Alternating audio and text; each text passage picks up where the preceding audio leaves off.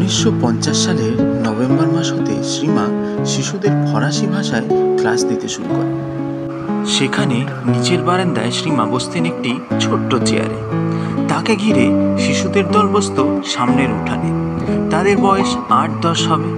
সময়টা ছিল সন্ধ্যার আগে, অর্থাৎ খেলাধুলো করে সবাই বাড়ি ফিরে যাওয়ার ঠিক আগে। শ্রী মৃত্যুঞ্জয় মুখার্জি এই ক্লাসগুলোর বিবরণ স্মৃতিশক্তির উপরে নির্ভর করে রাত্রে বাংলায় লিখে রাখতেন, আর তার লেখাই কিছু গল্প আজ আপনাদের সামনে আমি প্রস্তুত করব। আমার এই প্রথম গল্পটা হচ্ছে শিক্ষক পিঁপড়ে। সকালে একদিন বাগানে বেড়াতে গিয়ে একটা বেঞ্চের উপরে বসলাম। চারিদিকে অজস্র ফুল ফুটে বাগানটিকে একেবারে আলো করে রেখেছে। সেদিন আকাশটা ছিল অতি পরিষ্কার, সুন্দর নীলাভ, আর সূর্যের রেশমি সোনালি রঙে চারিদিকে ছেয়ে ফেলেছিল। চারিদিকে ফুলের গন্ধে আকুল করা বাতাস সর্বাঙ্গে জুড়িয়ে যাচ্ছিল। সব মিলিয়ে আবহাওয়াটা হয়ে উঠেছিল আনন্দের আর সুন্দর মিলন মুহূর্তে। হঠাৎ দেখলাম আমারই সামনে একটা প্রকাণ্ড আরশোলা। পোকাটা মরে চিত হয়ে পড়ে আছে। খানিক পরে একটা পিঁপড়ে এলো তার কাছে। বার কয়েক সে চক্কর দিল পোকাটার চারিদিকে, টানাটানি করতে চেষ্টা করলো। কোনো ফল হলো না। পোকাটা প্রচণ্ড ভারী। যদিও পিঁপড়াটার তাকে খাবার লোভ রয়েছে। আরও কিছুক্ষণ চেষ্টা করে পিঁপড়াটা তাড়াতাড়ি চলে গেল, খুব তাড়াতাড়ি, যেন একটা ভয়ানক কিছু দামি জিনিস সন্ধান পেয়েছে এই রকম ভাবখানা তার। কাছেই একটা গর্ত, তার মধ্যে গিয়ে ঢুকলো। মিনিট 2 পরে বেশ বড় বড় কয়েকটা পিঁপড়ে সেই গর্ত থেকে বেরিয়ে এলো। সংখ্যায় তারা গোটা 12 হবে। চলছে যেমন লড়াই করতে, এমনি তাদের চালচলন, দিব্যি জোয়ান তারা। আমার তখন খুব মজা লাগলো। মন দিয়ে তাদের কাণ্ড কারখানা দেখতে লাগলাম। তারা সেই পোকাটার কাজ ঘেঁষে এসে জড়ো হয়ে মুহূর্ত মাত্র সময় নষ্ট না করে নিজেদের মুখ দিয়ে সেটাকে খুব ছোট ছোট করে প্রায় গুঁড়োর মতন কাটতে লেগে গেল।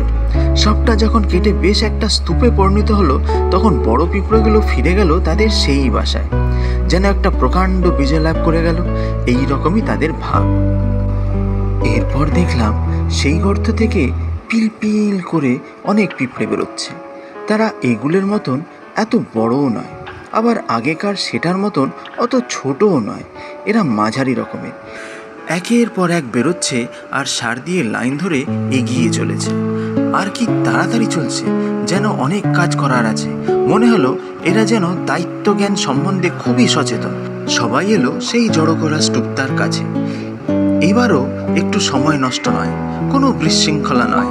একেবারে যন্ত্রের মতন তারা একজন একটা টুকরো মুখে নিয়ে ফিরে যেতে লাগলো তাদের গর্তে। বেশ কিছুক্ষণ ধরে তাদের এই মাল পরিবহন চলল নিখুঁতভাবে। যখন সেই ছোট্ট টুকরোগুলো আর একটিও বাকি রইল না, তখন তারা অনেকে একসঙ্গে মিলে পোকাটার একটি ডানা টেনে নিয়ে চলল। এইভাবে খুদে পিঁপড়েগুলো সবাই একসঙ্গে মিলে একটা প্রকাণ্ড আরশোলাকে তাদের বাসায় নিয়ে গেল। বোধহয় এতে তাদের আধ ঘন্টা সময় লাগলো। এই কাণ্ডে দেখতে আমি বিভোর হয়েছিলাম। শেষে আমি ভাবতে লাগলাম, পিঁপড়ের মতন একটা ছোট প্রাণী আমাদের কত কিছুই না শেখাতে পারে। আমরা ভাবি আমরা মহাজ্ঞানী। পিঁপড়েরা আমাদের শেখায় শৃঙ্খলাবদ্ধ হতে, নিয়ম মেনে চলতে, সবাই মিলেমিশে কাজ করতে। তারা ঐকান্তিক অনুরাগে একটুও ফাঁকি না দিয়ে কাজ করে।